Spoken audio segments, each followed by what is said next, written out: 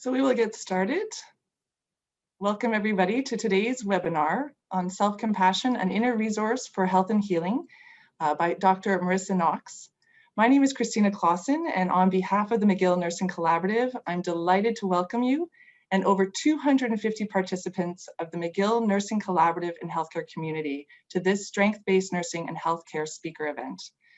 We would really like to take this moment as well to extend our sincere appreciation and gratitude to all of our nurses during these extraordinary times as we celebrate National Nursing Week. Next slide.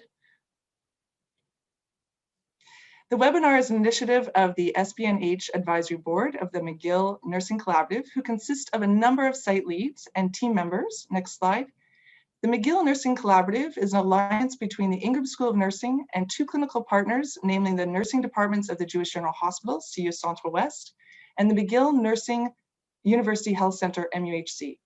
The board's goal is to promote and develop SBNH in the McGill nursing and healthcare community, a philosophy and value-driven approach to guide clinicians, leaders, and educators and researchers.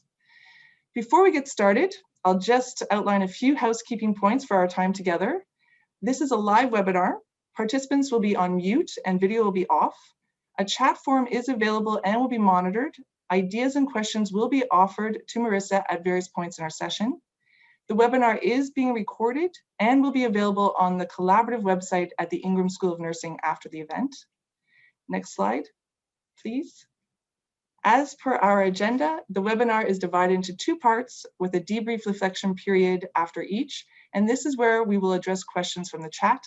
Participants with limited time may see this as a period as an opportunity to leave if necessary. You will also receive a follow-up email to elicit feedback from this event that we hope you will complete for us, and it will guide us in planning for our future webinars. So thank you very much, and I'd just like to take now an opportunity to introduce Heather Hart from the Ingram School of Nursing, who will situate the webinar and introduce our speaker today. Thanks, Christina. And welcome and thank you to all of you who have joined us today for this webinar, and happy National Nursing Week. This SBNH Advisory Board very deliberately chose this week for this webinar. We saw it as a moment to mark the unique and invaluable contribution of nurses, of you, and hence we're here. Our intention in offering you this webinar is to honor you, to honor your work. This is the second webinar in our Health and Healing series that we launched last fall with Roshi Joan Halifax. And as our team, as our advisory board and our group were thinking about this second event, we came back to the notion of context. What are we living? And how are nurses managing after, in the face of months and months of sort of unrelenting demands and extraordinary challenges? And we returned again to the idea of health and healing from a strengths-based perspective. Strengths-based nursing and healthcare looks at innate capacities to heal. That is, each of us has within us an ability to recover, to restore, to repair, to heal. And as a group, we thought, well, what does that look like in a pandemic? What might that look like for a tired, stretched nurse? And what could we offer? And what we decided as a group was that what we wanted to offer you was an opportunity to care for yourself, to discover or explore ways to nurture your own well-being, to sustain or perhaps awaken your innate capacities to heal. And to do that while also continuing to step up to care for others. And so we went searching, we went looking, and happily we found Dr. Marissa Knox. Marissa Knox is joining us from North Carolina. She's a lecturer in psychology at the University of Texas in Austin. She works closely with Dr. Kristen Neff And together they have created a program called Self-Compassion for Healthcare Communities, aimed at reducing stress and improving coping. She is a trained mindful self-compassion teacher, and her research focuses on how self-compassion relates to multidimensional well-being and healthy body image. Dr. Knox has taught self-compassion programs to mental health professionals, educators, students, and to parents of children with chronic and complex illnesses. It is her passion to support others like us, in cultivating integrity and compassionate wisdom. So, Marissa, we are delighted to welcome you to our McGill Nursing community. We thank you for being here with us and for leading us in this important work. Welcome. Thank you so much, Heather. I'm so grateful and honored to be here. So we'll go ahead and get started. And this will begin with just a moment of pause. There will be nature pictures woven throughout. It's one of my favorite ways to nourish myself and reconnect to a self-compassionate way of being. So enjoy them as I go through. But today I'll just take you through a definition of self-compassion just so we know where we're starting from and give some shape to this idea that it may be thrown around a lot, but what does it really look like for us? We'll go through practices throughout and talk about how this is applicable for you in healthcare in particular and how you can integrate it into your day-to-day life. So beginning with this poem, which will invite us to a moment of pause. And so this is a poem by Nayyirah Wahi, and it says, "There is you and you. This is a relationship. This is the most important relationship. Home." So today I'll be reminding you how to come home to yourself, to the inner resources you already have in abundance. And so I'm offering you ways to just remember what you already have and to access these skills when you need them. And so the trick is just knowing when you need it so you can give and receive it from yourself. And so it begins with being present, which is very deceptively simple invitation. But one of the easiest ways to get present in this moment is to access sensation. And breathing gives us a lot of sensation, and we're always breathing in the present moment. No breaths happen in the past or in the future. So we'll take 3 deep breaths together now, but I'll invite you to do it in a specific way. And that is to lengthen the exhale by breathing out through the lips as if you're breathing out through a straw. So it would look something like this. So you breathe in through your nose. Breathe out like you're exhaling through a straw. And this should lengthen your exhale quite a bit. So we'll just do 3 breaths like this together. You don't have to be sitting any particular way. You don't have to close your eyes unless you want to. I'll just guide us through these 3 simple breaths. So beginning with a deep inhale through the nose. Exhaling through the mouth like you're breathing out through a straw.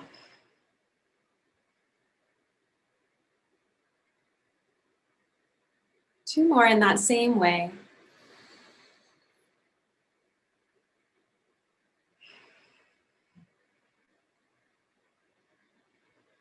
And this time, really noticing the nourishing quality of the inhale, filling yourself up. And noticing the soothing, natural sense of relaxation and letting go that we get as we exhale.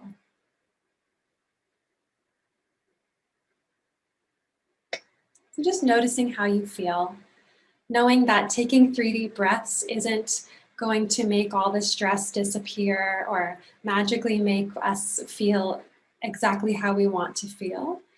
But this simplicity of remembering to pause and reconnect to our present moment experience gives us access to the possibilities of choice, how we want to choose to be in this next moment, how we want to choose to respond. And it also clues us into how we're doing so we can know what we need and then begin to give ourselves what we need in this moment.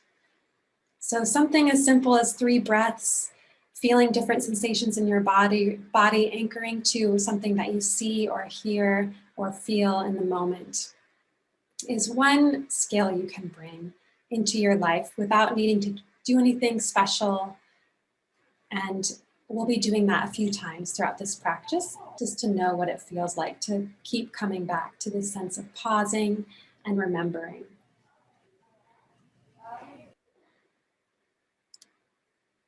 So before I get into defining self-compassion, I would love to just hear in the chat what you already associate with this idea of being self-compassionate. What does it mean to you when you hear self-compassion?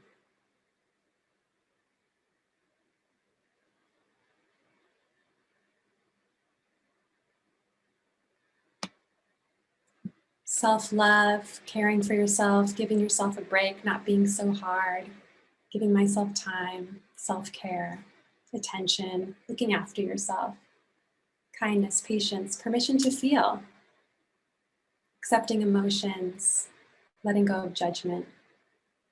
Beautiful.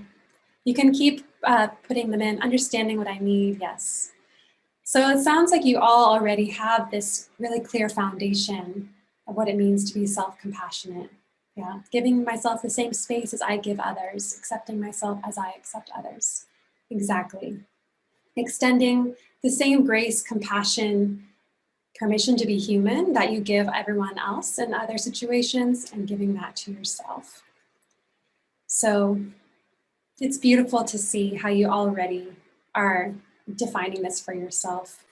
And I'm also going to give you another definition to work with, because I think it can be helpful with such a big concept, something that can get very intellectual or very theoretical, to understand what it really feels like in your body in this moment to offer compassion to yourself.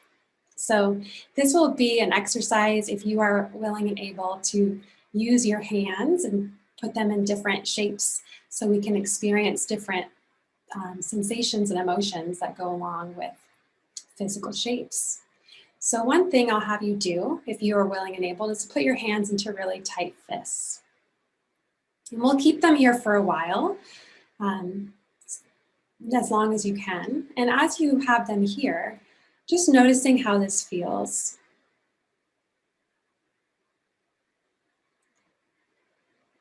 Noticing what comes up for you. Maybe it's tension, maybe it's anger, maybe it's strength. There's no right or wrong way to experience this shape. But for the time being, we're using this as a metaphor for all the ways that we don't give ourselves compassion. And so this can be a symbol of how we might hold on to really unrealistic expectations for ourselves. Might be fighting against reality, wishing things were different than they were. Might be closing ourselves off from connection from others, or looking at things in a really narrow perspective, or trying to avoid them. Any variation of these things we can see as represented through holding our hands in tight fists. There's not actually a lot that's possible here. There's not a lot we can receive or give in these moments when we're judging ourselves, fighting ourselves for being human, and when we are avoiding our experience or looking at it without perspective. And so these are the things that self-compassion is not. We are letting go of self-judgment, as many said in the chat. We're letting go of isolating ourselves, cutting ourselves off from support, from perspective. And we're letting go of this sense of over-identification where we lose sight of the bigger picture of who we are and of what life is. And so you'll notice the longer you hold on, maybe the more it hurts. And the less strong our hands get if we don't have an expansion and contraction of our muscles. As you all may know, there's a weakness that arises and a lack of resilience. And so the first element of self-compassion that's necessary to developing resilience and adaptability is the ability to be mindful by opening your hands. So you can let go of the tight fists and just open your palms now. And just noticing how this feels. As the blood rushes back in, the cool air touches your palms. So noticing that sensation of maybe openness or receptivity that you might feel now. Maybe even vulnerability.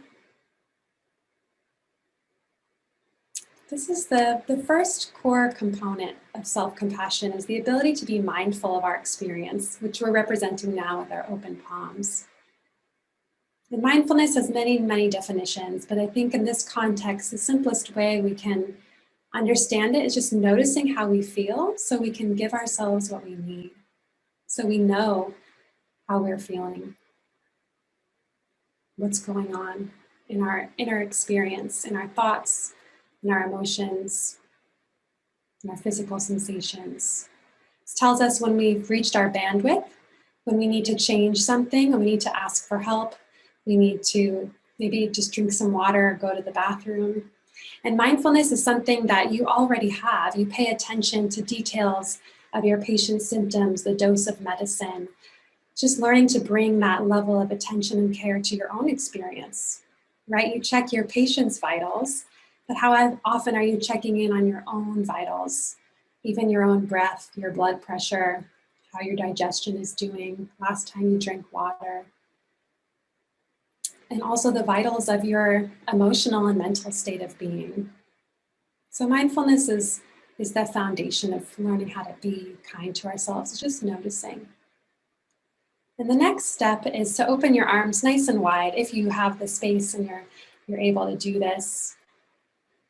And I always say, just noticing how this feels. It might feel awkward, but just noticing maybe the expansion you might feel. Maybe there's vulnerability here too. Openness. And this is the second core component of self-compassion, which is a sense of common humanity. It's recognizing that how we feel actually connects us to others. And you can let your arms rest if you'd like. This is often counter to how we usually are meeting our experience. When we are going through a difficult time, we might feel isolated from others. No one understands. We might not want to connect to others because it's too painful. But common humanity is recognizing that when we feel difficulty, when we feel pain, grief, loss, it's what connects us to the human experience. Those are all parts of being human, and especially in healthcare, not everyone's in the same boat, but there's a sense of being in the same ocean, the same storms. In the pandemic, with different situations going on in your healthcare system, we can understand that there's other people around me who know what it's like to experience a death or a difficult patient. And there's also not just horizontally this interconnectedness, but in a vertical sense, the healthcare professionals, nurses, people who have come before you, who have experienced similar challenges, doing similar tasks. And it connects you to this lineage of people who have been resilient through hardship, who know what it's like.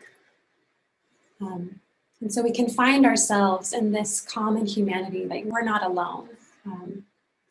And it's natural and human to feel whatever it is that you feel. And the next and last element of self-compassion is self-kindness. So go ahead and put your hands on your heart.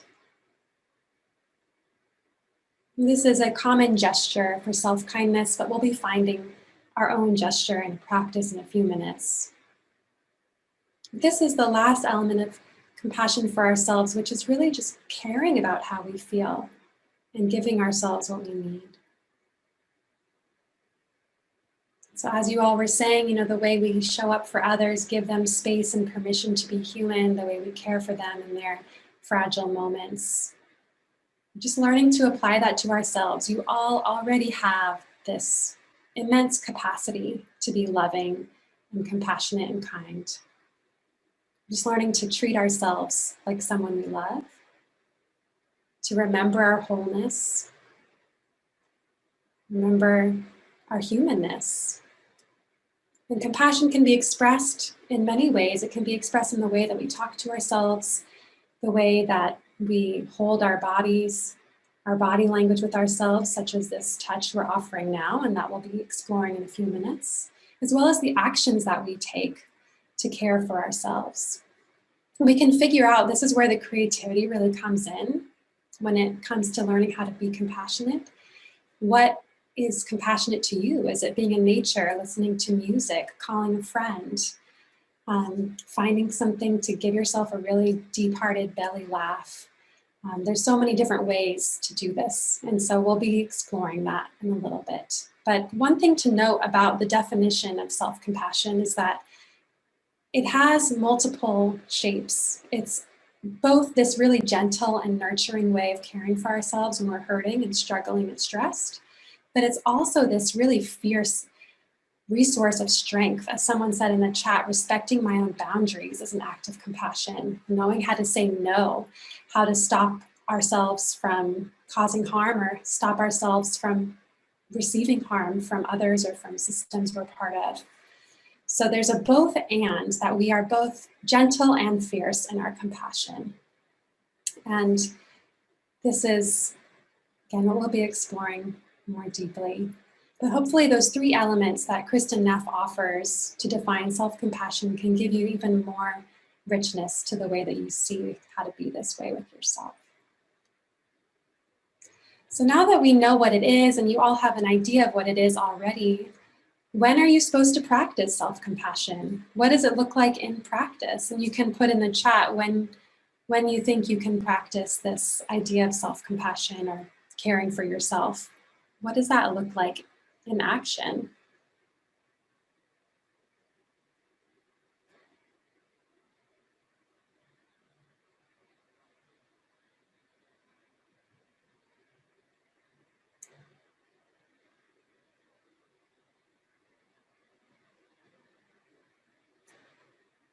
When are you supposed to practice self-compassion?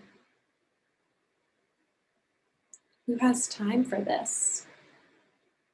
At all times. Ideally all the time. I love it. Yes. When I feel overwhelmed. Yes, every day, all the time.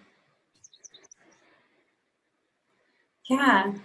Yeah, I want to be integrating this in how we relate to ourselves through all the things we're doing throughout the day. But that can be a lot of pressure all the time to be compassionate, right? When we need, yes.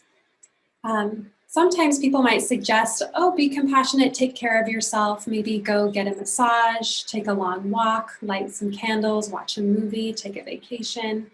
I don't know if anyone's been suggested to do those things. But a lot of the suggestions we have for how to practice self-compassion are not things that we can really do in the moment of stress, right? So this is something that can get in the way of being able to apply this. I love it. You all already are doing beautiful things to take care of yourselves a little bit every day. So the things that might get in the way are these expectations that it does have to be this big 45-minute routine that is separate from your life and takes away from time with family or work or other responsibilities. But the reality is that it can be, as many of you are saying, just the simplicity of how you wake up in the morning and greet yourself, or a pause in the middle of a task. Yeah, I love this, taking time to drink water and putting good food in your body. Beautiful. So you're taking care of yourself in so many ways throughout the day, but bringing this intention of letting it be infused with an act of caring for yourself can be really powerful. But sometimes it can also get in the way when we believe, you know, I don't have time to do this, I have to work, this sounds like a nice idea, but I just have other things I need to do. But I want to just assure you that there is a lot of research to empirically support the value of taking time to give yourself compassion. It is not just, oh, that sounds nice, let me just be kind to myself, but it really, especially for healthcare workers, is an essential resource for sustaining the work that you all are doing to care for other people. In the research that I've done with Kristen Neff and other colleagues, we found that people who have learned these skills have reduced their burnout, their secondary traumatic stress, and their sense of depression, and enhanced their ability to enjoy what their work is. So it's something that you can feel confident is worth the time it takes without needing it to take a lot of time. So the things I'll be guiding us through is small micro practices you can do in the moment without needing anything fancy, no materials required, just you, your presence, your attention to yourself, as you all already are doing so beautifully.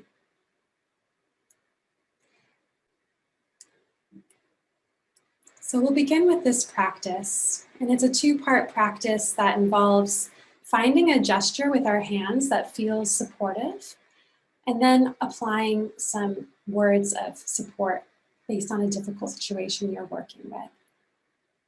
And so this can be done with your eyes closed if you are in the space to close your eyes, or you can lower your gaze away from the screen just to give yourself permission to focus more on what's happening inside of you and less around you, if you have that ability in this moment. We'll be starting with this gesture of finding a place for our hands to rest, because on a physiological level, we are already beginning to regulate our nervous system, help ourselves feel safe enough to check in and access our perspective, our wisdom, so we can give ourselves what we need. So it releases oxytocin and soothes us. But we have to find the place for our hands that feels right for us, given where we are and what we're doing. So we'll explore. You can begin with your hands on your heart. You can try both hands or one hand and just notice what it feels like. Getting really curious, letting it be an experiment. What does it feel like to receive this touch of your own hand? You might explore with bringing one hand into a fist and the other hand on top of that over your heart. And feeling the strength of this position.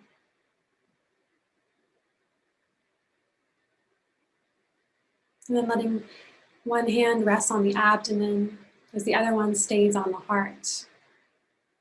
Exploring with different levels of pressure.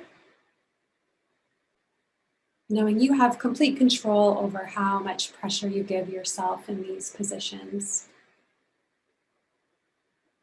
And try both hands on the abdomen.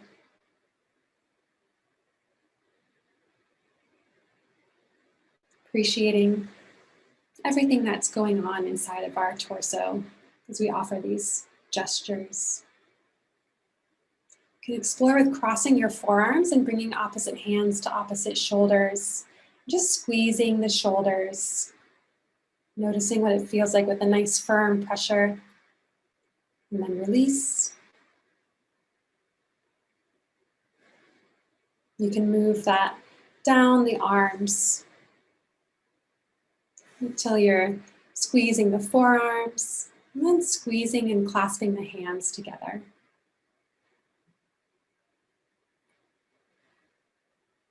Just noticing what feels supportive. You bring the hands to the back of the neck. Maybe you notice you can give yourself a gentle massage there.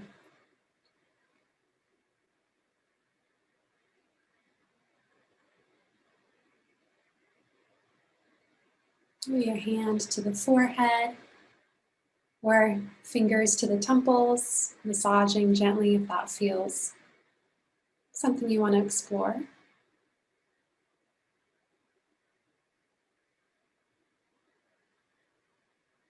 Sometimes massaging the jaw feels supportive as well.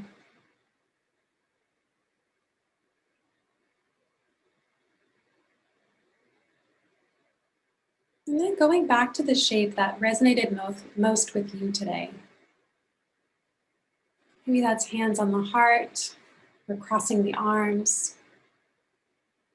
or on the back of the neck. And pausing there and really giving yourself a moment to feel yourself as the giver and the receiver.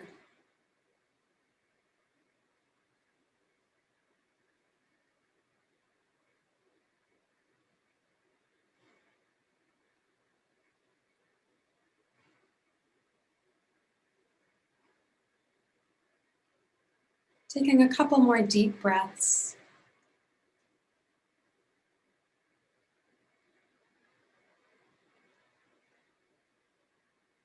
Then releasing your hands, you can rest them on your lap, maybe noticing just how that feels. So we go into a brief contemplation practice. If your eyes are not closed, that's okay, just keeping the gaze lowered so you're focusing on your inner experience in this moment. So we'll be reflecting on something that's been difficult recently at work.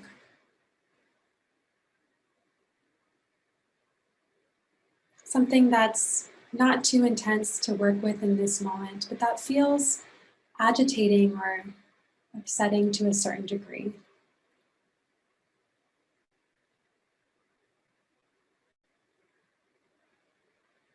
And choosing just one thing to work with for right now.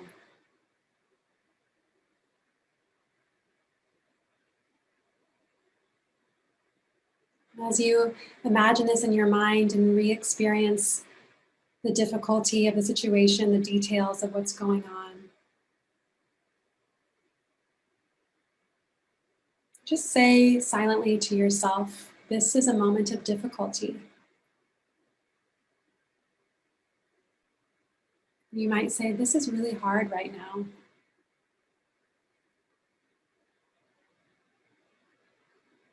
This hurts.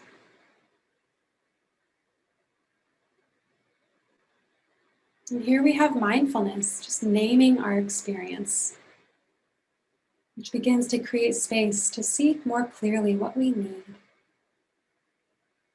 This is hard. And it's okay that it hurts right now. Because difficulty is a part of being human. You're not alone. And this is how it feels when people struggle in this way.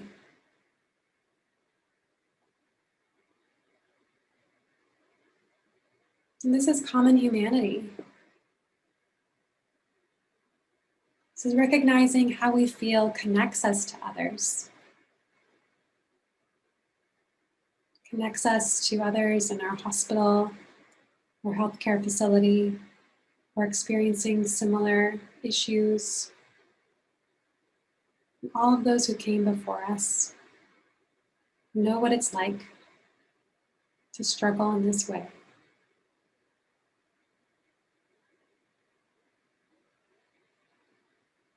And then you can return to the gesture where your hands are on your body in some supportive way. Or maybe your hands are just squeezing together in your lap as a gesture of, I'm here for you. May I be kind to myself and give myself what I need.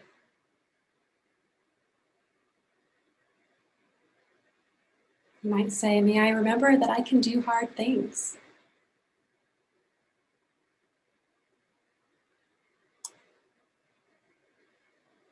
Maybe you want to remember that you are whole and complete, that you can trust yourself. Finding your own words of self-kindness here. What do you need to hear on these hard days, in these challenging situations? What reassurance or support would feel good in this moment to give yourself?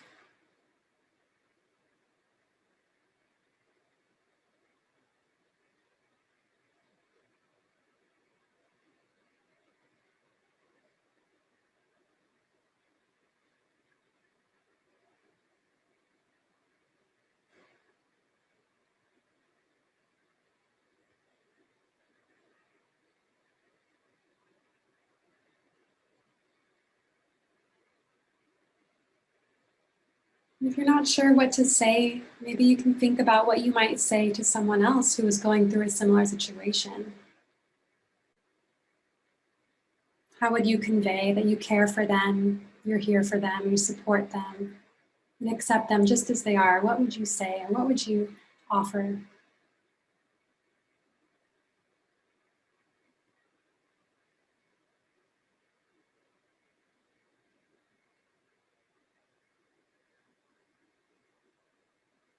And consider what it feels like to offer that back to yourself.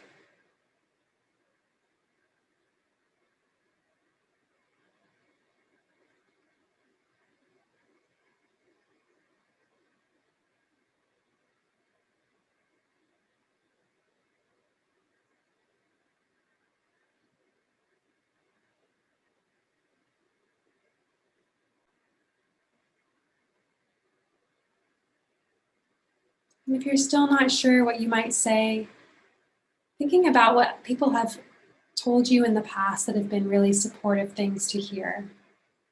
What's someone you really trust? What would they say in this moment?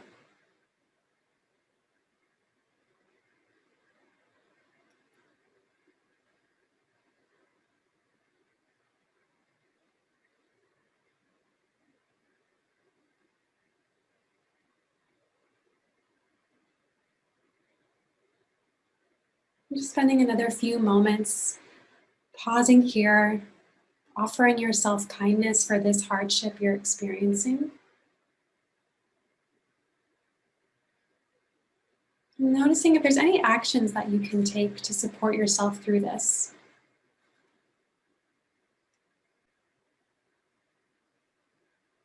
And the action might be to just continue giving yourself kindness. The action might be to listen to a song that's reassuring.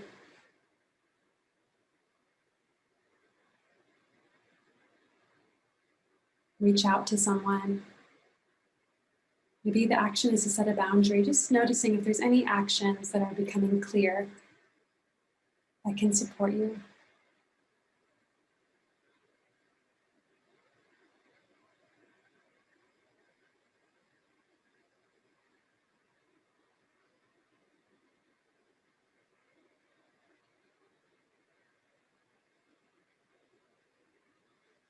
And then you can slowly release your hands and release any part of the practice and just pause, noticing how you feel now. Noticing if anything's shifted. And if you close your eyes, you can slowly begin to float the eyelids back open, letting some light in and just grounding and orienting yourself to the space that you're in, noticing the shapes and the colors and the light and the shadow of where you are. And I encourage you to take a moment to write down, if you're able to, anything that came up for you in that practice that you want to note. Maybe there was a phrase you said that was really supportive and encouraging you want to remember to say to yourself more often. You can write that down.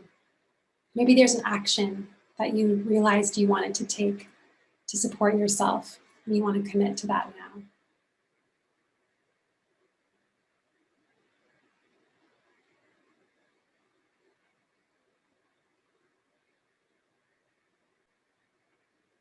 Just considering, what kinds of words do we need to hear on our worst days, on the hardest days, in those moments when we do feel isolated, when we are being hard on ourselves, when we do feel like we've lost perspective.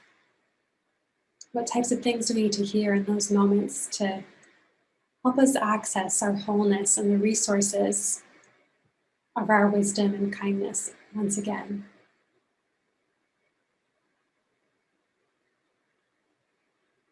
And so writing down anything that's coming up for you in response to these questions, or just letting them percolate in your mind as something you want to think about and consider about what you need to hear in those moments.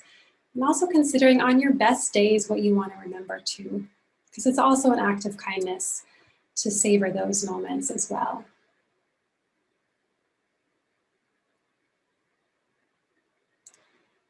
As we close that practice, I just want to dispel any myth that after practicing self-compassion, you will feel like this woman here, where you're just totally chill and relaxed, even with all these responsibilities being passed to you. So relaxed that maybe you maybe are ignoring or disregarding all the things that you're accountable to doing. That's not the goal. That's not the outcome that we're looking for. We want to stay engaged in our lives and in our work with more equanimity and more trust and resourcing, but we're not trying to just transcend or bypass the reality that the work you do is hard, that life is hard and painful sometimes, and that that's okay.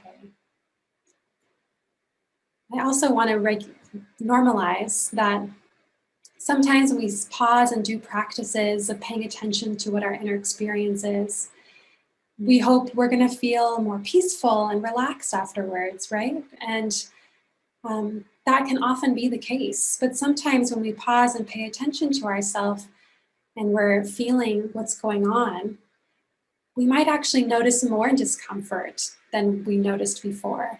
There might actually be more awareness of the pain that we've been avoiding acknowledging throughout the week or the day. And this is okay. This is a natural process of applying the medicine of self-compassion. It's kind of like a side effect of the medicine that sometimes we feel more discomfort than we were before. And if this is the case, if now you're feeling even more sensitive or agitated after taking that moment to pause and do that practice, that we can adjust the dosage of the medicine of self-compassion and return to straw breathing or just deep, any old regular deep breath, or we can come back to grounding and anchoring, which we'll be doing in a little bit, where we notice different sensations in our body or different visuals in our space. So I just wanted to normalize that if that was anyone's experience. But I want to pause here for a debrief of the practice, just to hear what you're noticing now and what questions you might have about taking this self-compassion break, which is the name of the practice. So are there any questions or comments about how you feel in response to doing that practice?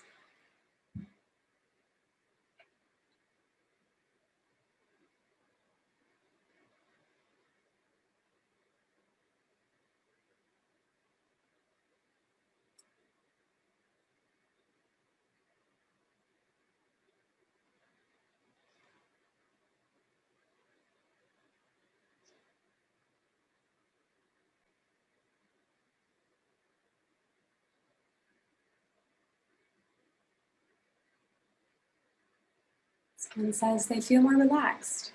That's great.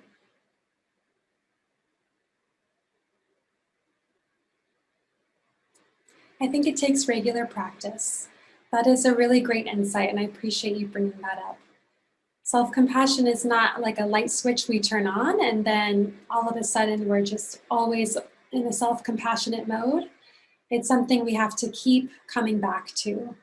There's a metaphor of like trying to dye a t-shirt into a new color. You have to keep dipping it until it becomes color fast.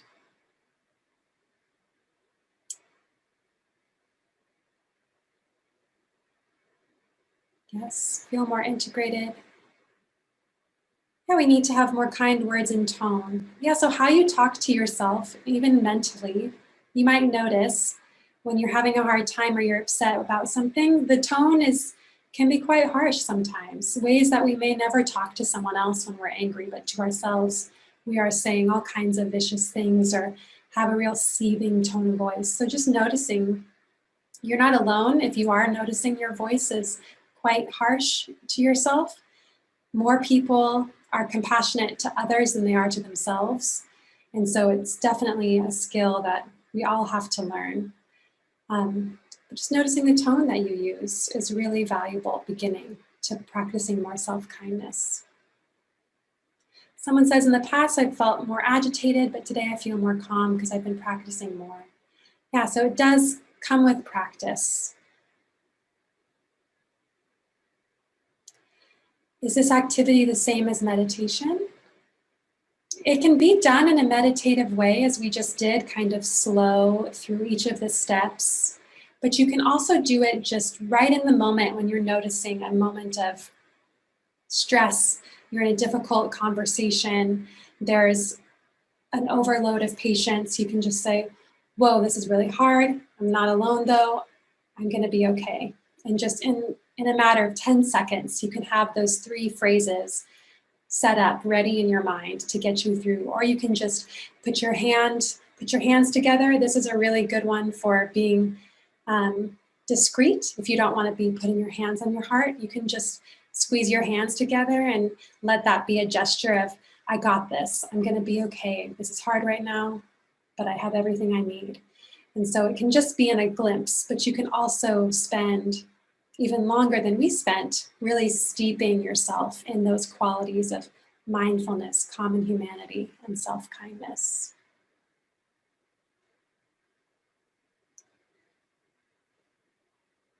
Yes, it takes practice. And the paradox of it all is, in learning to be self-compassionate, we want to be self-compassionate, because so often we can be perfectionists about how self-compassionate we are or how mindful we are. And that is counterproductive towards this skill we're cultivating of being kind and gentle and gracious with ourselves. So every step we take is a self-compassionate step towards self-compassion.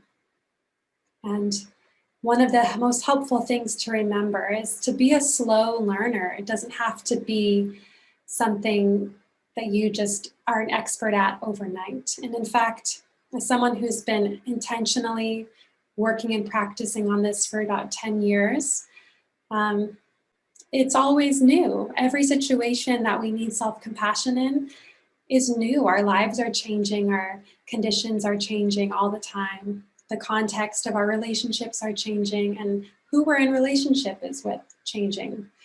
And so how we practice self-compassion is always going to need us to be adapting to those changes and circumstances. So it keeps us on our toes. There's no PhD in self-compassion where you just get it all the time. It's learning to be humble and curious about how can I be self-compassionate in this situation, in this type of difficulty, and just letting it be an ever lifelong learning experience.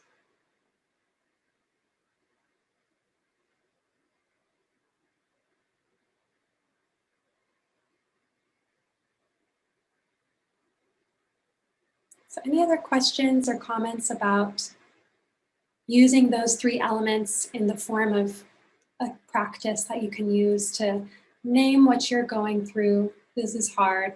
This doesn't feel good. This is stressful. Acknowledge that you're not alone in what you're feeling, and that it's part of being human, part of life to go through difficulties, and that there's other people just like you who understand, who get it. And then offering yourself kindness in some form.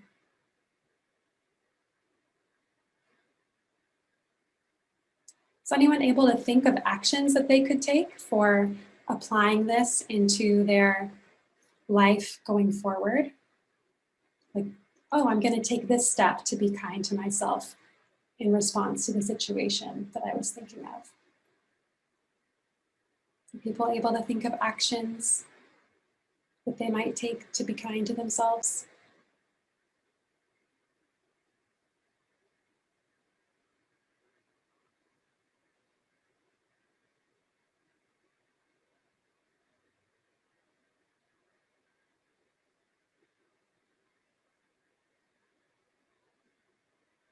Allowing myself time.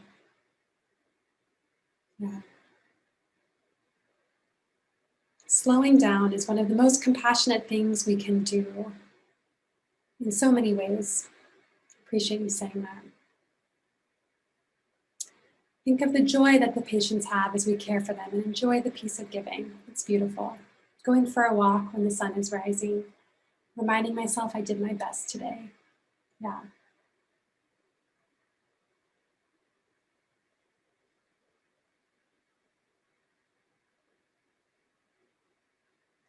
So the actions can be really simple. And again, just doing everyday things, even like drinking water with the intention of, may this water hydrate me so that I can show up to do my job with generosity and patience and kindness. May this, nourish me so I can take care of myself and feel my best and do my best. And just bringing that self-compassionate intention to things you're already doing in very ordinary ways. Washing your hands, right? Washing your hands, feeling the sensation of the soap and water as you even give yourself a hand massage in that process, to really just be present with checking in, how am I doing? What am I feeling? What do I need? And how can, this act of washing my hands be a reminder to feel connected to myself and to my values as I go back into work.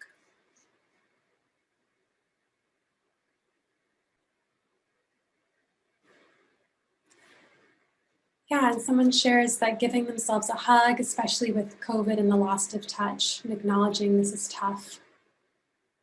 Yeah, the notion that self-compassion is also fierce, not always soft. Yes. Yeah, the self-touch can be really powerful, especially now. Just to remember that we can give ourselves some of that physiological comfort that comes with hugging others. And especially the firm pressure of squeezing muscle to bone can give us that sense of really feeling held in a difficult moment. Yeah, remember that nursing is a professional of special people. Yeah. So you're part of a community of people who are compassionate and generous and resilient and wise. Yes, you are special people. Yeah. Thank you all for sharing your experiences and comments.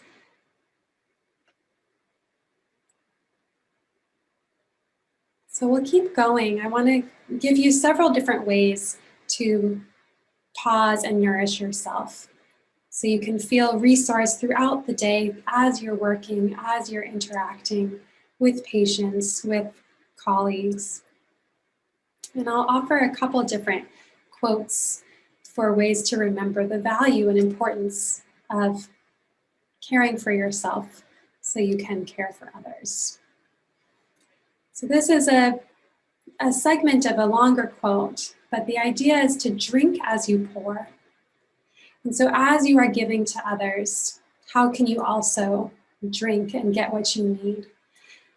To realize that doing the work you're doing for caring for other people as nurses and in your role in healthcare, it's not an either or. It's not that you care for others or yourself, or that you need to care for others at the expense or to the detriment of yourself.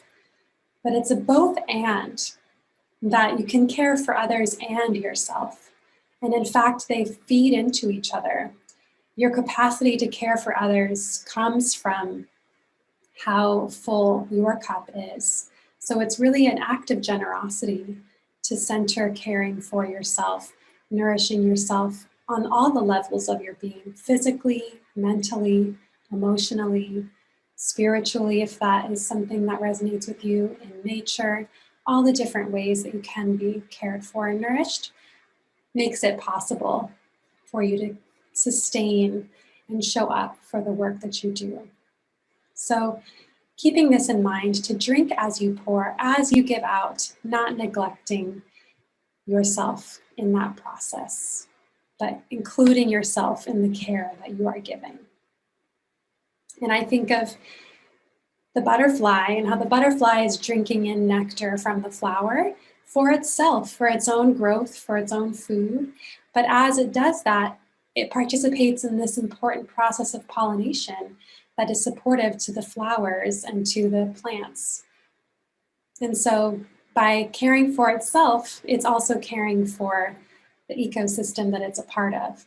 And so same as us, when we care for ourselves, we're benefiting others in so many ways.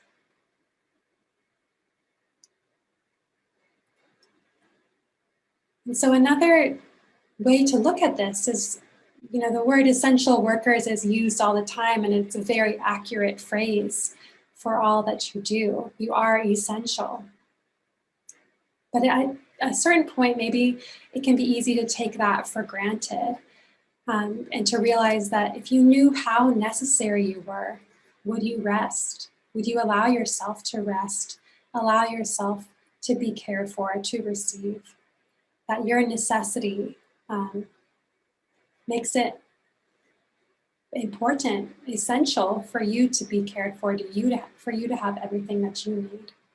And rest, ideally, and I advocate for naps and sleeping. Rest is one of the most productive things that we can do.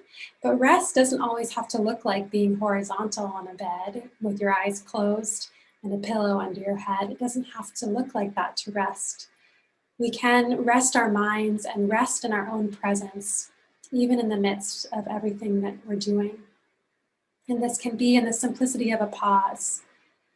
We're not stopping the world, stopping time, but we can pause and create space within ourselves. And so we'll do another pausing practice now, where wherever you are, you can be seated or standing. If you have the capacity to stand, you can do that. That can enhance the experience of doing that. But we're just going to be feeling into the soles of our feet. So however you are positioning yourself in this moment, seated or standing, bringing your attention into the soles of your feet. And so either sitting or standing, you can shift the weight of your feet or just move, the pressure from the toes to the heels.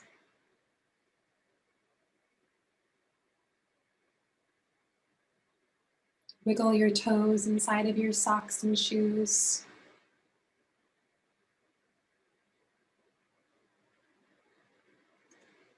If you have the ability, you can gently bend your knees and circle the knees just to feel the shift of the weight move in multiple directions.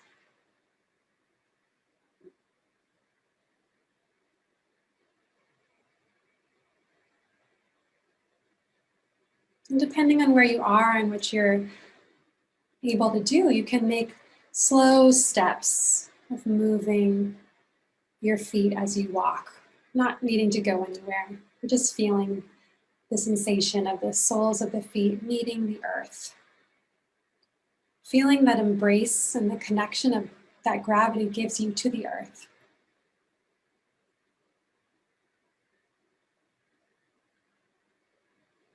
Maybe even taking a moment to feel gratitude for your feet.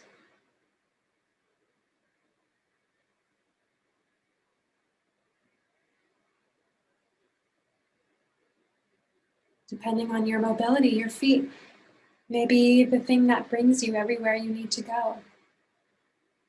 Such a small surface area relative to the rest of your body, but doing so much for us. Just feeling great gratitude, gratefulness, flowing to the soles of your feet.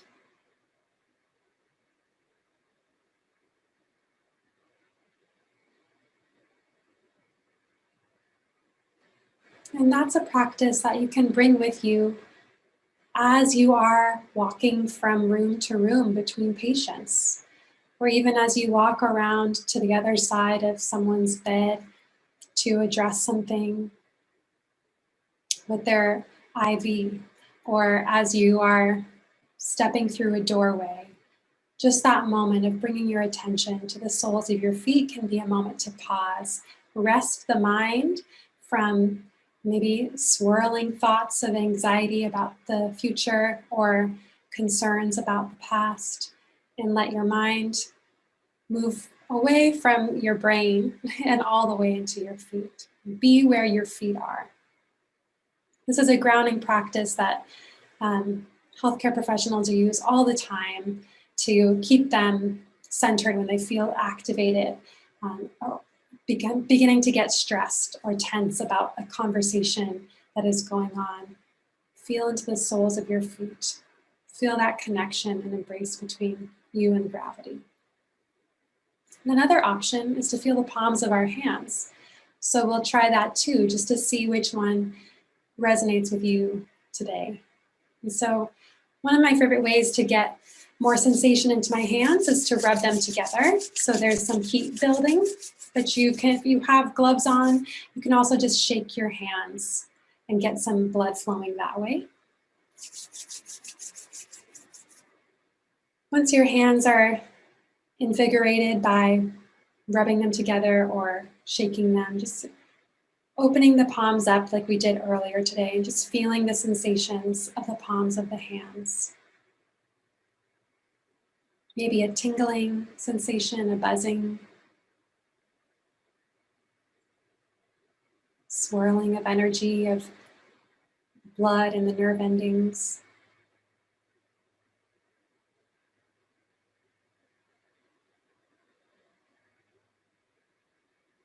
Just letting yourself be receptive to the sensation of the palms of your hands. And once again, feeling grateful for all your hands do.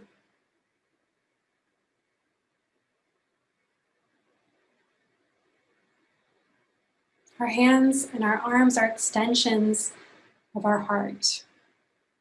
They help us be active and engaged and embodied in our values.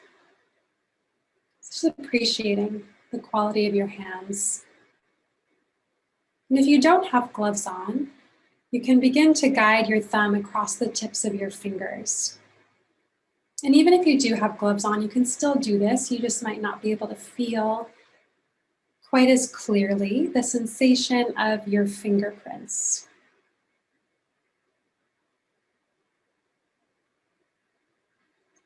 And so doing this brings our attention to the sensation of our hands, which is a way to get us present, to resource ourselves with awareness, but it's also a way of remembering that we are an unrepeatable miracle.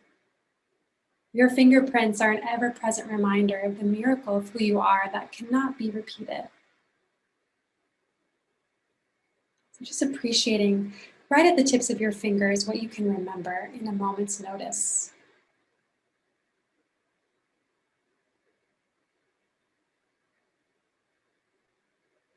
And so that's another practice you can offer yourself as you are walking between patients, filling out paperwork.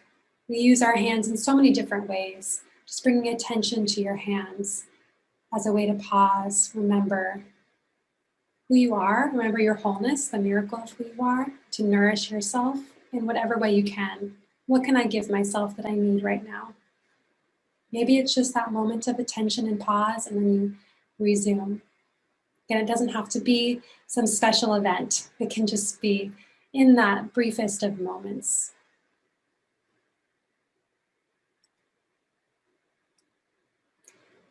So I want to talk about why all of this is so important and relevant in healthcare in particular. And this is something that is essential because of the work you do in relating to other people and into being with them on their hardest days, right? When they are down in the hole, having a really tough time. And often empathy is what we are told to do, how we are told to meet people. And this emotional resonance of empathy is really valuable. It helps people feel seen. But if we are just empathizing as this character in the hole is with them, we can't offer a lot of support and help and resources. And that is when we can have secondary traumatic stress and feel distressed and caught up in the suffering of others. And so the invitation I'm offering you here today is to have compassion that is rooted in self-compassion. And this self-compassion is recognizing that you can support others when you are strong and rooted in your own care for yourself. And that means letting other people hold your rope with you. We're not in this alone. We need each other. We help each other get through hard times. And so compassion is something that's a collective act that we do together. And so we don't fall in the hole, and that we can continue to support each other and not expend energy climbing out of every hole every day with everyone that we're supporting. So I'm going to offer another practice, a longer practice here for the next 10 minutes or so. That's called compassion with equanimity. And equanimity is the idea of being able to meet the waves of life, being deeply anchored in a sense of calm and deep trust in the wholeness of life. It allows us to be adaptable and flexible instead of, if you ever are swimming in the ocean and you resist a wave coming at you, you're going to have a lot harder time coming up for air than if you let yourself be soft in the water and move with the water's flow. So this is what equanimity makes possible for us. I just want to preface that this practice we'll be doing is sometimes an activating practice. So if you are noticing that where you are, you cannot be engaged fully, that's okay. You can come back to the soles of your feet, the palms of your hands, straw breathing. You can come back to a soothing and supportive touch. So just know this, that you can only engage as much as you are able to in this moment, depending on how you're feeling. So I invite you, if you are in a place you're able to do this, to close your eyes or just lower the gaze away from the screen so you can focus on your internal experience.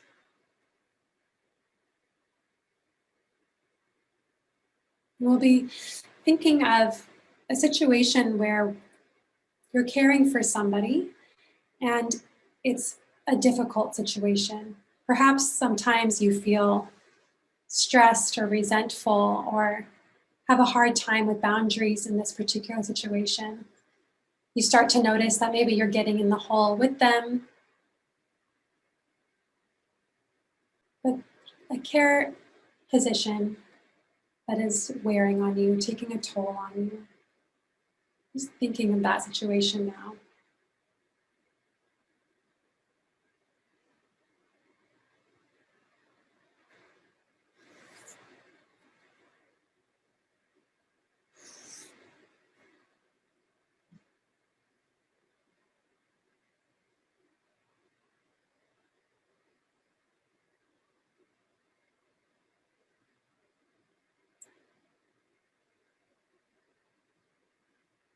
So as you imagine this situation clearly, you might experience tension or aversion or anxiety happening.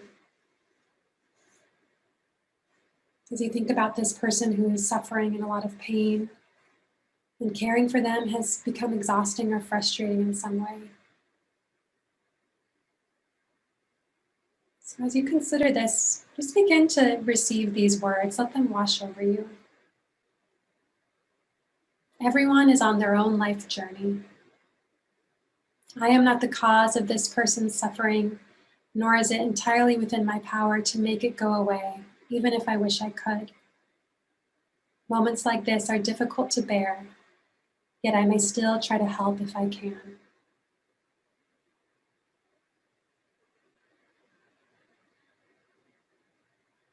So noticing any sensations and emotions you're experiencing and beginning to breathe deeply. Be using our breath here as the focus of our attention. Letting the inhales be a source of nourishment, so you give yourself compassion when you breathe in.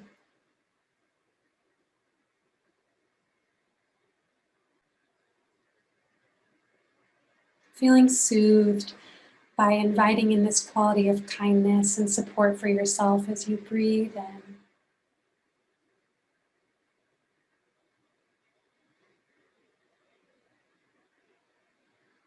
And on the exhales, imagine that you're giving compassion to this person who is struggling. This person who may be causing you stress or pain because of any difficulties they're going through.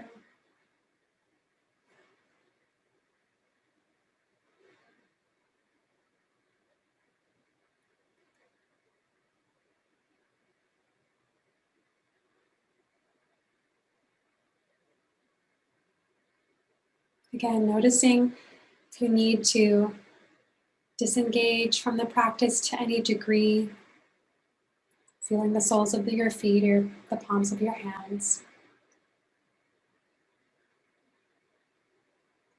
We'll continue to breathe in compassion for ourselves and breathe out compassion for the other.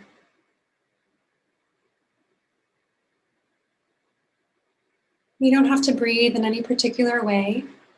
Just letting it be natural, letting the body be a natural, flowing compassion in and compassion out.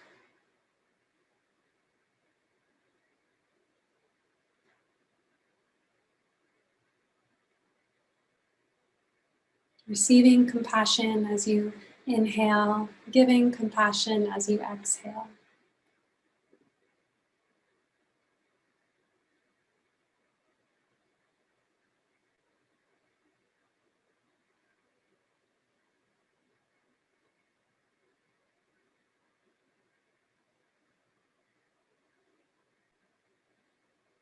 You might say, as you do this, one for me, one for you.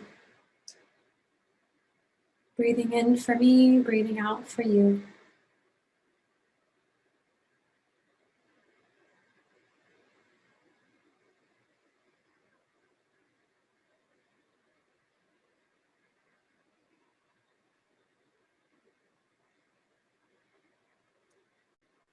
If you find that you or the other person needs more compassion in this practice, you might say, 10 for me, 1 for you.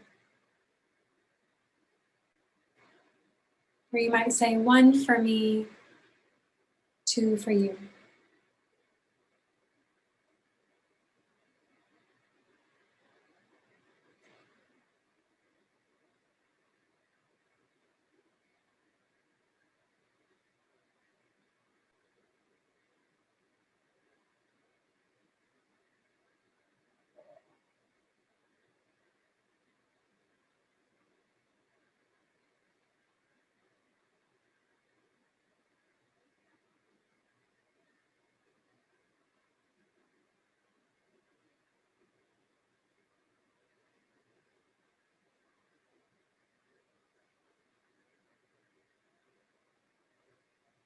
If you notice it's hard to be sending compassion to this other person, just taking a moment to first fill yourself up, give yourself what you need so that you can sustain giving to the other.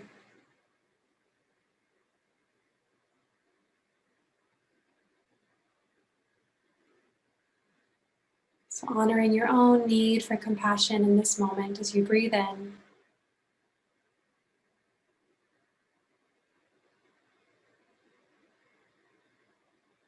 And offering what you can as you breathe out.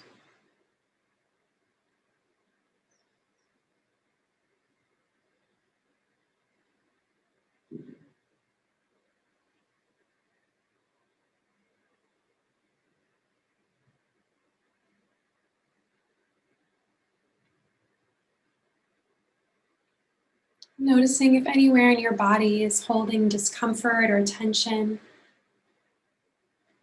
Maybe offering a gesture of support with your hand, sending compassion wherever you need it within your body.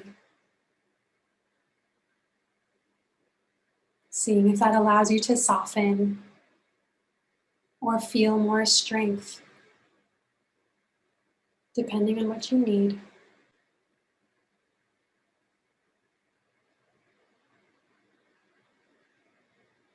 And then from there, giving compassion on each exhale or every other exhale, depending on your capacity. Just letting your body flow like the waves in the ocean with breath. Knowing that the ocean of compassion is boundless, and it can hold all suffering, including your own.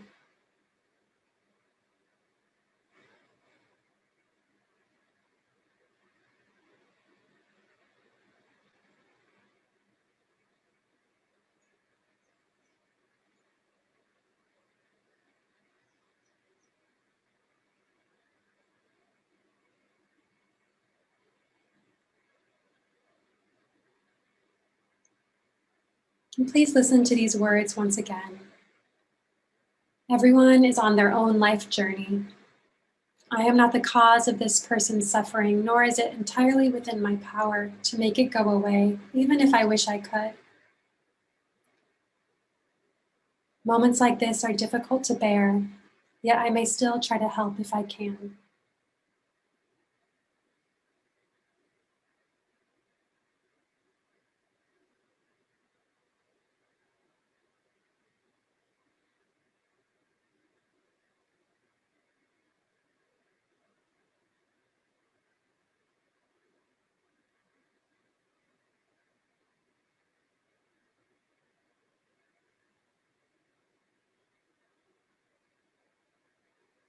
Spending just a few more breaths here as you receive and give compassion.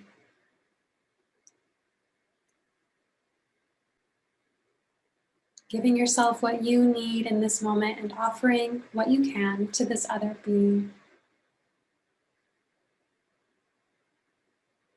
Wishing for both of you to be free of pain and suffering.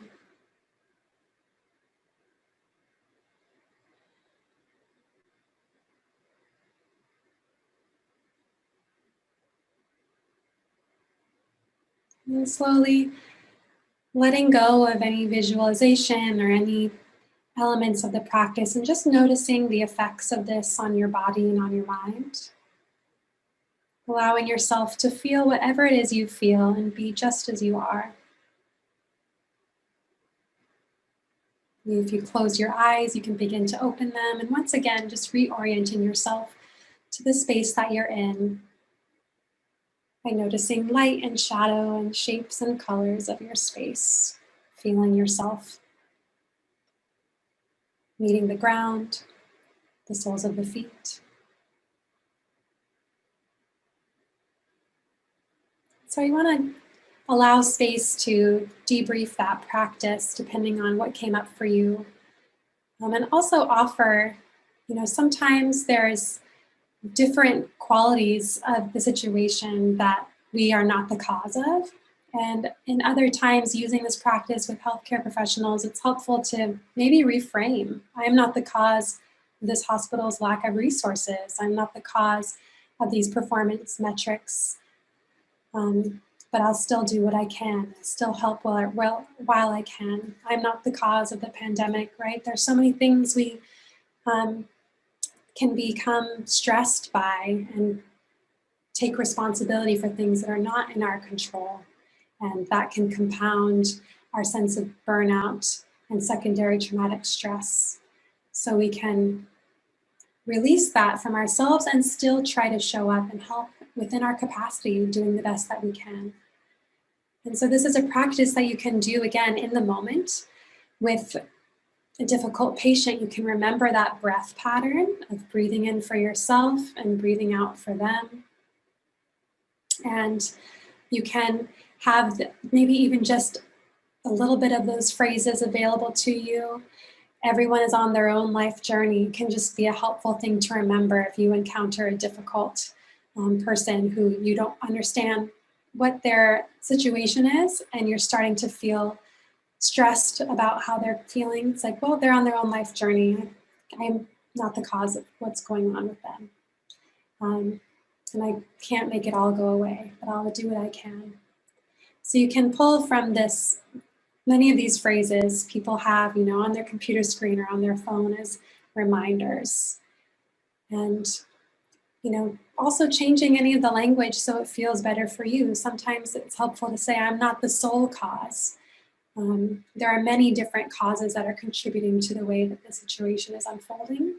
And we can remember that although we have accountability to the consequences of our actions, there are so many things that are making life be like this in this moment. I'm glad it felt powerful for someone who shared in the chat. So I want to leave space to have the discussion on how this all can be integrated, and any questions you might have about integrating this into your daily work life in these last few minutes that we have.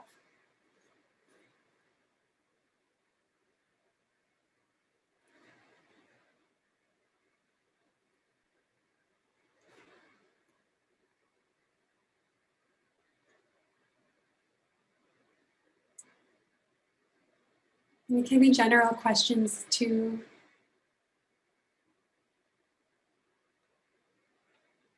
Yeah, it's helpful to remember we're not the cause of the pandemic and we don't have the power to stop it from spreading. I see a hand raised.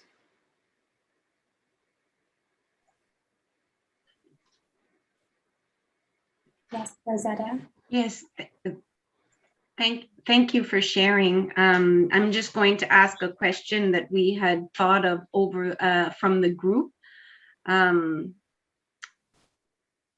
What are your thoughts on compassion fatigue itself? And when we say that compassion is rooted in self-compassion, then how do we recognize when we need to ask for help or when we are feeling depleted? It's a really great question. So one of the things that research has helped us clarify more recently with neuroscience research, Tanya Singer and Olga Klemecki have done some great work that have helped us discern between empathy and compassion. And in fact, the more accurate term to use would be empathy fatigue, which is that emotional resonance of feeling what other people are feeling.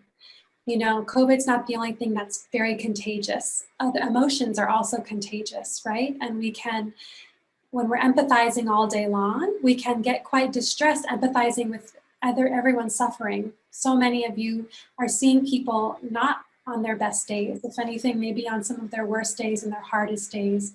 And so empathizing with that over time has contributed to burnout, to empathy fatigue, and to secondary traumatic stress. And so compassion is this emotion that's actually associated with parts of the brain that are responsible for reward. So we get energy from being compassionate, and it is a renewable resource that keeps us fulfilled to keep doing difficult things. So that can be a helpful reframe, that compassion is an energizing, nourishing resource, and empathy is the thing that we have to kind of create boundaries around. But one of the things we can use to decide when I need self-compassion is really paying attention to your bandwidth, to your limit when you are starting to feel overloaded, and what that looks like for you. When you start to get irritable or tired or depressed, or if there are physical sensations, headaches or body aches, when your sleep is disturbed. There's many different cues that we can notice when we start to pay attention to our physical and emotional and mental experience that can let us know, hey, I need to pause and replenish myself, refill my own cup in some way. And sometimes we're noticing that in the middle of a shift, and we can't, right, go take a nap or replenish ourselves with a 4-course meal, but we can maybe pause, go to the bathroom, wash our hands, take a few deep breaths, and see what we can give ourselves in that moment. And maybe that's just to say, hey, this is really hard. You're going to get through this. I'm sorry it's so hard. And that's what we can do. There's a practice, if you like acronyms, called STOP, where it just stands for stop, take a breath, observe what's going on, your thoughts, emotions, sensations, and then proceed. And it's really that simple. It's not necessarily easy to remember to do these things, but those moments of pause can cue us in when we need to give ourselves more compassion, when we need to set a boundary or take a break of some sort. Thank you. Thanks for the question.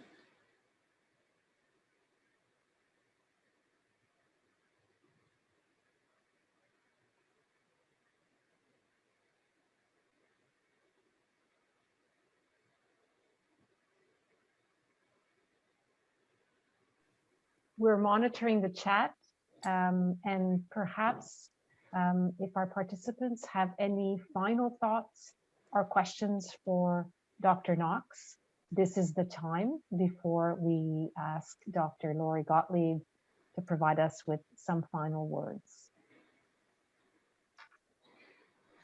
I see that someone had said to comment on noting thoughts in a journal. And I'll just say this is a helpful way to kind of track our experience and get to know ourselves better by keeping track of how we're feeling in a journal. And some people find self-compassionate journaling is a really valuable way to develop the skill of speaking to themselves with more kindness and grace. And so depending on whether or not that resonates with you, you can experiment with having a self-compassion journal that you come back to. You can report on the difficult things of your day and give yourself that 3-step practice of, wow, this is hard. I'm not alone. This is a part of being human to feel stressed sometimes, whatever words you want to use. And then maybe there's some phrases you want to say to yourself, words of encouragement. And then see if there's an action that you can take that would feel kind and supportive. However small, it can be just the simplest thing. Someone said, beginning their day with gratitude, or taking a walk in nature once a week. Even just having nature on your phone screensaver or something like that can be a helpful tiny little pause we can do for ourselves. So you can experiment with having a journal, but there's no requirement at all.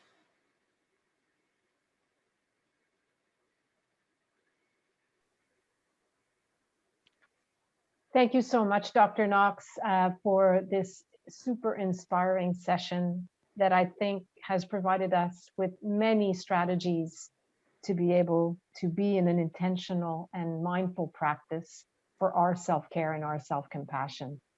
I'd like to ask Dr. Lori Gottlieb to provide some final thoughts for the session of today. I'll just share one last quote. This slide was just to remind you all to have a commitment, make a plan to do one tiny thing for yourself. And this is just a quote from Christopher Germer, who's a colleague of Kristen Neff's. He says, "A moment of self-compassion can change your entire day, and a string of such moments can change the course of your life." So I hope that you can have tiny moments that can bring your life full of self-compassion over time. But yeah, thank you, and I'll pass it on to Lori. Thank you very much, Marissa. That was truly wonderful.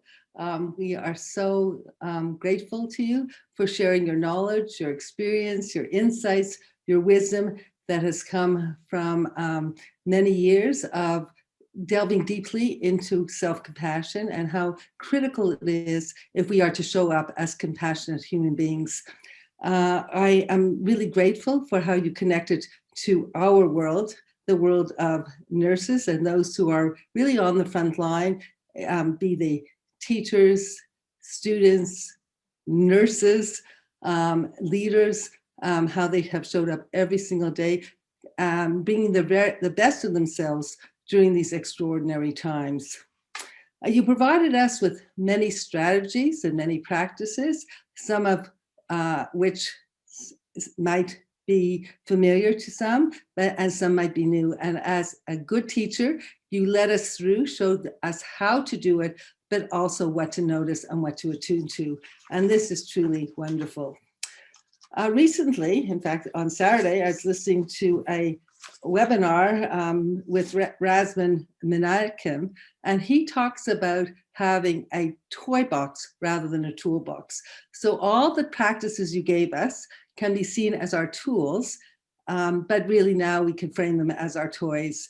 And the difference between a toolbox and a toy box, our tools are there to fix and toys are there to play with, to experiment, to try out, and to see how they work, and to discover when they work, how they work, and under what circumstances, which ones are effective and which ones will make a difference.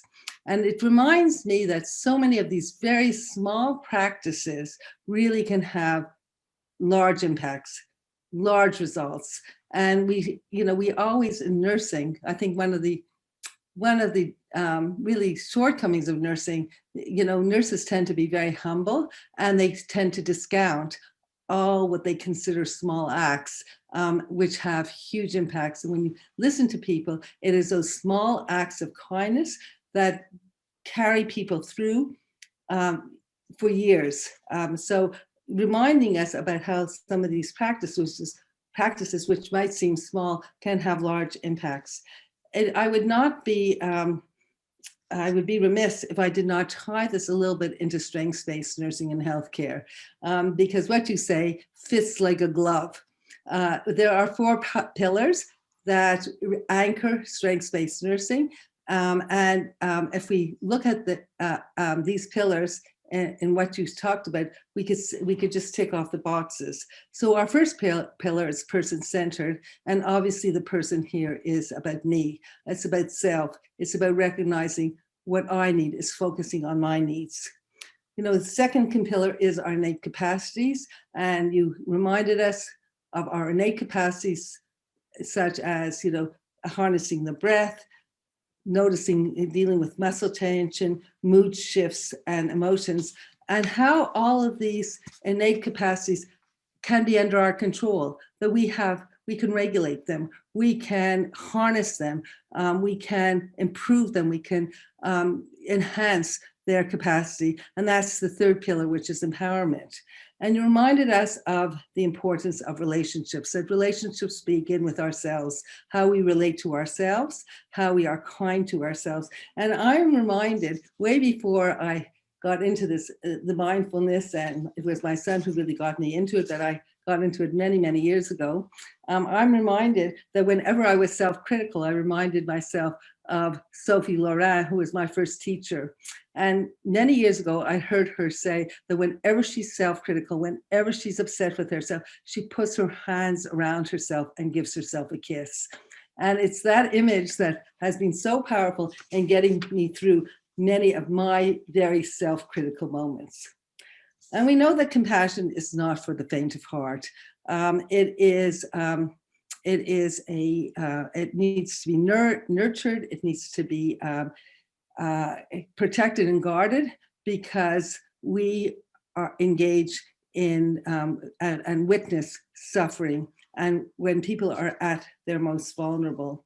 And so you reminded us that compassion is a strength, and like any strength, we need to protect it, we need to renew it, and so that we can show up with our very best. And we each have our own images of what compassion is and what self-compassion is, and we need to take the time to connect with these images. And as I heard on this webinar on Saturday, it's really doing a little bit of me search, because me search helps to raise awareness and helps us to understand what our capacities, what are the limits of our capabilities. And so we thank you for joining us, our nursing community, and for giving this very important webinar at a very timely and important time. And we thank all the nurses out there who are safeguarding our healthcare system and taking care of us. And we need to figure out how to best help take care of you.